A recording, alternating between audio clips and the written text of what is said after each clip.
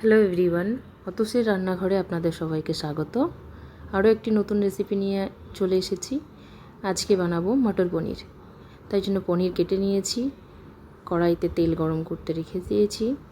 তেল গরম হয়ে গেছে, এবার পনিরগুলো একটা একটা করে ভেজে নেব। কড়াইতে ছেড়ে দিয়েছি, দেখুন তেল ছেটাচ্ছে। পনির যখন ভাজবেন একটু সাবধানে ভাজবেন, কারণ পনির কড়াইতে দিলে খুব তেল ছেটায়। সাবধানে ভাজলে খুব ভালো হয়। আমি ভেজে তুলে নিয়েছি। সেই তেলেই দিয়ে দেব একটু জিরে ফোড়নের জন্য, আর দিয়ে দেব শুকনো লঙ্কা। ভালো করে একটু ভেজে নেব। ভেজে নেওয়ার পর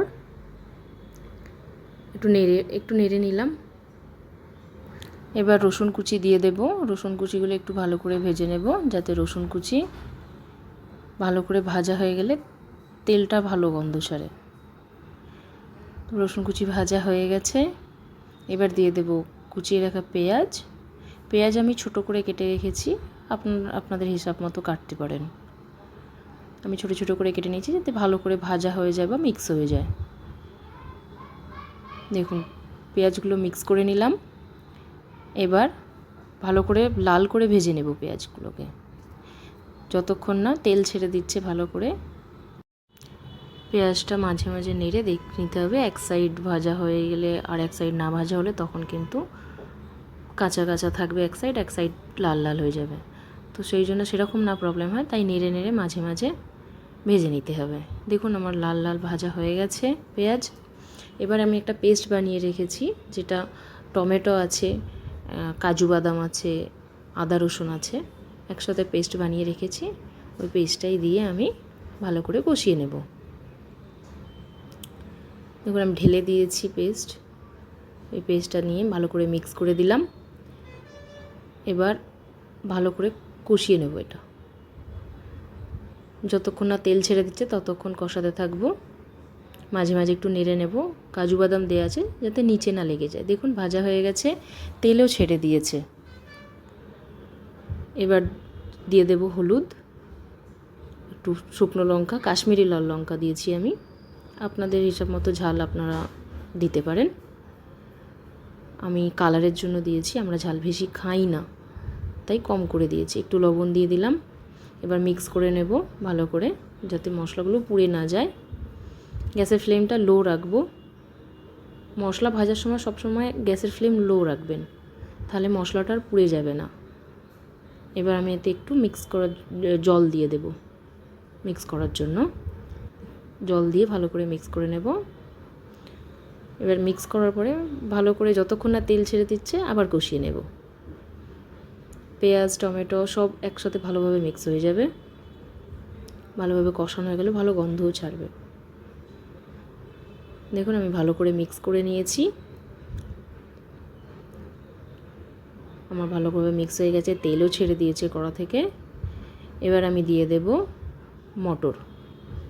মটরশুঁটি।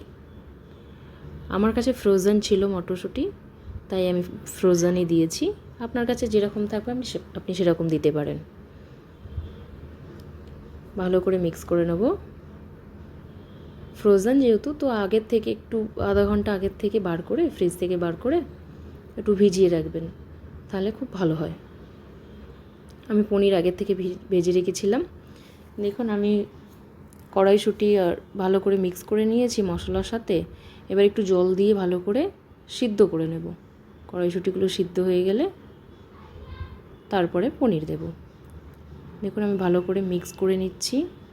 আমার মনে হচ্ছে একটু জলটা কম হচ্ছে, তাই আমি আরেকটু জল দিয়ে দেব, যাতে ভালো করে বয়েল হয়ে যায়। পনির দিলে তখন জল কম না পড়ে। দেখুন আমি দিয়ে দিয়েছি জল একটু বেশি করে। এবার এটা ভালো করে মিক্স করে নেব। মিক্স করে বয়েল হতে দেব। যতক্ষণ না ফুটছে ততক্ষণ আমি একটু ঢাকনা দিয়ে দেবো। ঢাকনাটা যখন ফুটে যাবে ঢাকনাটা খুলে দেখব। দেখুন ফুটে গেছে, একটু জলটা কমেও গেছে। এবার পনিরগুলো দিয়ে দিলাম। পনিরগুলো দিয়ে ভালো করে মিক্স করে নেব। দেখুন ভালো করে মিক্স করে নিয়েছি মশলার সাথে পনির। আর এখানে কড়াইশুঁটিগুলো ভালোভাবে বয়েল হয়ে গেছে। এবার ঢাকনা দিয়ে দেব। 5 মিনিট ঢাকনা দিয়ে একটু সিদ্ধ করে নেব। দেখুন এবার হয়ে গেছে। এবার আমি দিয়ে দিলাম গরম মশলা আর ফ্রেশ ধনেপাতা দিয়ে ভালো করে মিক্স করে নেব। ভালো করে মিক্স করে নিচ্ছি, জলটা একটু কমে যাবে, তেল ছেড়ে দেবে, ততক্ষণ পর্যন্ত মিক্স করে নেব। মটর পনির রেডি হয়ে গেছে। আশা করছি ভিডিওটি আপনাদের ভালো লেগেছে। ভালো লাগলে কমেন্ট করবেন।